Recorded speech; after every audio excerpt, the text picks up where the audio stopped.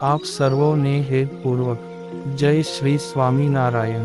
આજની સત્સંગ કથા વાર્તા નિજ મંદિર સાવરકુંડલા। જય શ્રી સ્વામિનારાયણ। હર હર મહાદેવ હર। આજે આપણે મહાવદ ચતુર્દશી એટલે કે મહાશિવરાત્રિ ના વ્રત વિધિ અને મહાત્મ્ય તેમજ તેની ફળશ્રુતિ અને પૂજા પદાર્થમાં શું વાપરવું તેના વિશે વિગતેથી વાર્તા સાંભળશું। આ વર્ષે મહાશિવરાત્રિનું વ્રત તારીખ 8 માર્ચ 2024 ને શુક્રવાર મહાવદ ચૌદશને દિવસે આવે છે। તે દિવસે ઉપવાસ કરી રાતના 4 પહોરમાં પુષ્પ અને બીલપત્ર તથા દૂધના અભિષેક વગેરેથી શિવ પૂજન અને રાત્રિ જાગરણ કરવું। આ વ્રત કરનારને શિવલોક કૈલાસ માં વાસ મળે છે અને તેને માતાના ગર્ભમાં આવવાપણું રહેતું નથી। મહાશિવરાત્રિ એટલે મહાવદ ચૌદશનો દિવસ।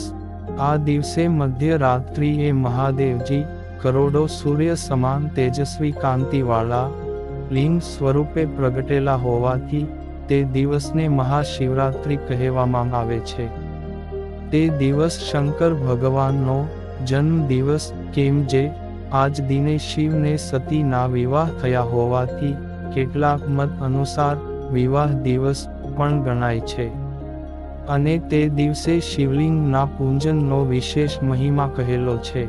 તેમજ આ દિવસે શિવ પાર્વતી વિવાહ થયા હતા, તેથી માતા પાર્વતીજીને શૃંગારની ચીજ કુમકુમ, ચાંદલા, સાડી, અત્તર, પાવડર વગેરે 16 શણગાર પણ અર્પણ કરી માતાજીનો રાજીપો લઈ તેમની કૃપા મેળવી શકાય છે અને માતાજી તથા ગણપતિજીને લાલ પુષ્પ, દુર્વા કહેતા ડાભ અને કાર્તિકેયને શિવજીને સફેદ પુષ્પ તેમજ ભગવાન ભોલેનાથને ધતુરાના ફૂલ અને ભાંગનું નૈવેદ્ય અને આરતી માટે કપૂર ઉત્તમ ગણવામાં આવે છે, તેથી તે અર્પણ કરી શકાય છે।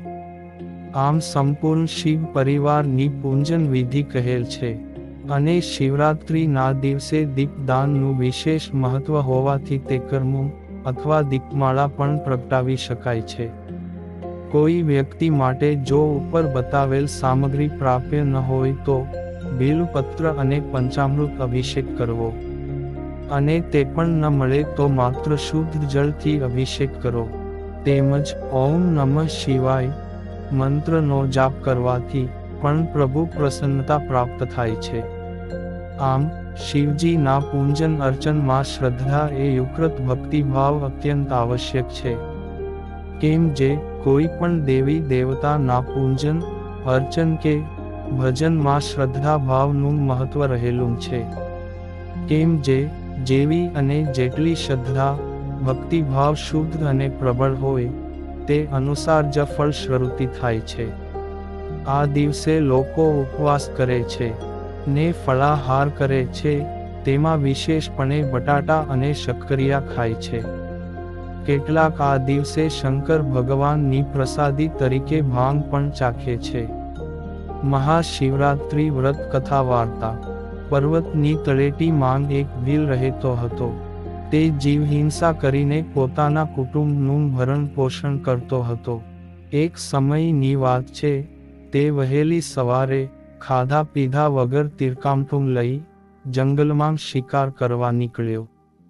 તે દિવસ મહાવદ ચૌદશ એટલે કે મહાશિવરાત્રિનો હતો, તેથી રસ્તે આવતા જતા લોકો એકબીજાને શિવ શિવ કહેતા હતા।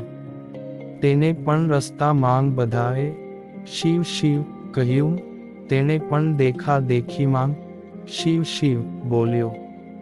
આમ જાણીએ અજાણ્યે પણ પ્રભુનું નામ લેવાઈ ગયું। આ પારધી આખો દિવસ શિકારની શોધમાં રખડ્યો, પણ તેને કોઈ શિકાર મળ્યો નહીં। તે આખો દિવસ ભૂખ્યો અને તરસ્યો ભટકવા લાગ્યો। સાંજ પડતાં તે એક સરોવરને કિનારે આવી પહોંચ્યો। આ સરોવરને કિનારે મહાદેવનું લિંગ હતું અને લિંગની જોડે મોટું બીલીનું ઝાડ હતું। પારધી તરસ્યો હોવાથી સરોવરનું મીઠું પાણી પીને એની ભૂખ ઠારી। પછી તે આ બીલીના ઝાડ પર ચઢીને શિકારની રાહ જોવા લાગ્યો. પરંતુ ઝાડ પર બેઠા બેઠા એને શિકાર જોવામાં થોડીક તકલીફ પડતી હતી, કેમ કે એના મોઢા આગળ બીલીની 2-3 ડાળી આવી જતી હતી. આથી તેના પાંદડા નડતા હોય એટલે તે બેઠો બેઠો બીલીના પાંદડા તોડી નીચે ફેંકતો હતો. અજાણતા જ આ પાંદડા નીચે રહેલા મહાદેવજીના લિંગ પર પડતા હતા. આમ કરતા રાતના 11 વાગ્યા. તેવામાં ત્યાં એક હરણ સરોવરને કિનારે પાણી પીવા માટે આવ્યું. પારધી બાણ મારવા ઝાડ પર જેવો આઘો પાછો થયો કે ઝાડ પરથી કેટલાક બીલી પત્રો ખરીને નીચેના શિવલિંગ પર પડ્યા. પાંદડાના અવાજથી હરણ ચમકી ગયું ને તેણે ઊંચે જોયું તો પારધી બાણ તાકીને બેઠો હતો. આથી હરણે આર્ત સ્વરે કહ્યું કે, હે પારધી, તારે મને મારવો હોય તો ખુશીથી માર, પણ એ પહેલા મને એકવાર મારા ઘેર જઈ બધાને મળી આવવા દે. પારધી એ પહેલા તો તેની વાત માની નહીં, પણ હરણે ખૂબ કાલાવાલા કર્યા અને સોગંદપૂર્વક પાછા ફરવાનું વચન આપ્યું, એટલે પારધીએ તેને જવા દીધો. હરણ ખુશ થતો થતો ત્યાંથી ચાલ્યો ગયો અને થોડી વાર બાદ ત્યાં એક હરણી પાણી પીવા આવી. પારધી તેને પણ બાણ મારવા જતો હતો કે ત્યારે હરણીએ પણ પેલા હરણની જેમ કાલાવાલા કર્યા અને ઘરે જઈને પાછા આવવાનું વચન આપ્યું, એટલે પારધીએ તેને પણ જવા દીધી. પારધી બંને હરણ હરણીની રાહ જોતો બેસી રહ્યો ને સમય પસાર કરવા બીલીપત્રોના પાન તોડી તોડી નીચે નાખતો હતો. પરંતુ આ બીલીપત્રો અનાયાસે જ તે ઝાડ નીચે રહેલા શિવલિંગ પર પડતા હતા. આમ અજાણપણે પણ તે શિવની પૂજા કરી રહ્યો હતો. આમ કરતા થોડી વાર બાદ હરણ નાગ બચ્ચા ત્યાં પાણી પીવા માટે આવ્યા અને તેનો શિકાર કરવા તીર કામઠું તૈયાર કર્યું. ત્યારે હરણ નાગ બચ્ચાઓએ પણ પારધીને કહ્યું, હે પારધી, અમે અમારા માતા પિતાને મળી પાછા આવીશું, તું અમને જવા દે. એટલે પારધીએ તેમની પર દયા કરી તેમને પણ જવા દીધા. આમ હરણ, હરણી અને તેના બચ્ચા બધા ઘેર ભેગા મળ્યા અને તેમને પારધીને આપેલ વચન વિશે જણાવ્યું. ત્યારબાદ બધાં ભેગા મળી પારધીને આપેલા વચન પ્રમાણે પાછા સરોવરના કિનારે આવી પહોંચ્યા અને બોલ્યા, હે પારધી, અમે અમારી શરત પ્રમાણે આવી પહોંચ્યા છીએ. હવે તું અમને મારીને તારા બાળ બચ્ચા માટે ભોજન લઈ જા. આ સાંભળી પારધીની આંખમાં આંસુ આવી ગયા ને તેને મનમાં થયું કે હરણા કેવા સાચા અને વિશ્વાસુ છે. હરણાઓની સચ્ચાઈ જોઈ પારધીએ તેમને મારવાનો વિચાર માંડી વાળ્યો અને તે જ વખતે તેણે મનોમન પ્રતિજ્ઞા પણ લીધી કે આજથી હું કોઈ મૂંગા પ્રાણીને મારીશ નહીં. અને તેણે હરણાઓને છોડી દીધા. આથી હરણાઓએ શિકારીને મૂક આશીર્વાદ આપ્યા.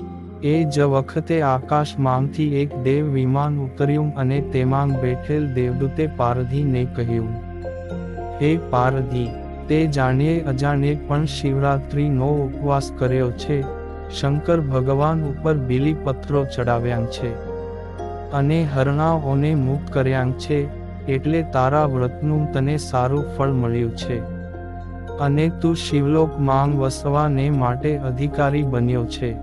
વળી તારા પુણ્યે આ હરણા પણ શાપમાંથી મુક્ત બન્યા છે, એટલે હું તને અને આ હરણાઓને શિવલોકમાં લઈ જવા માટે આવ્યો છું, ચાલ. આ સાંભળી પારધી અને બધા હરણા વિમાનમાં બેઠા અને પારધીનો અને હરણાઓનો શિવલોકમાં વાસ થયો. માટે હે મહાદેવજી, આ પવિત્ર મહાશિવરાત્રિનું વ્રત જે કોઈ પણ શ્રદ્ધા અને ભક્તિભાવપૂર્વક કરશે, તેમને જેમ પારધી તે અને મૃગલાઓને શિવ પૂજાનું ફળ મળ્યું, એમ સૌ કોઈ વ્રત કરનારને પણ મળજો. આમ અજાણતા પણ પારધી દ્વારા શિવરાત્રિનું વ્રત થયું અને તેમને શિવલોકની પ્રાપ્તિ થઈ. તો આપણે ભક્તિભાવપૂર્વક વ્રત ઉપવાસ કરીએ તો અનેક ગણું ફળ મળે ને અંતે શિવલોકમાં વાસ થાય છે. હર હર મહાદેવ.